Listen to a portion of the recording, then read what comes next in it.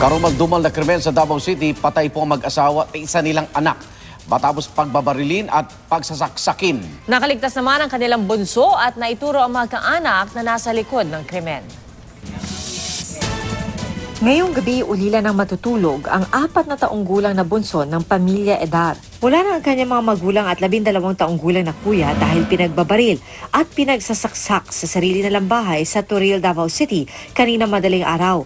Bagay na nasaksiyan mismo ng bunso na malahimala ang pagkakaligtas. Ang bunso itinago sa pangalang Princess ang siya ring susi para makilala ang mga pumatay.